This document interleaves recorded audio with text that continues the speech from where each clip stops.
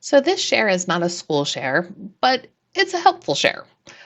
So if you're looking for a recipe and you go online, you find a recipe. I have one here for strawberry trifle with pound cake, and you go to look at it, there's all of this extra stuff, and they want to tell you their life story about the first time that they ever made a trifle and all sorts of extra stuff when really all you want is just the recipe itself.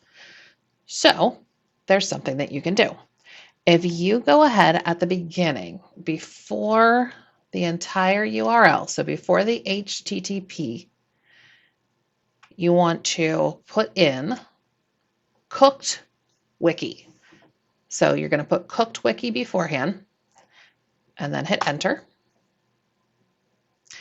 And what it does is it takes whatever that recipe is and it makes it something simpler.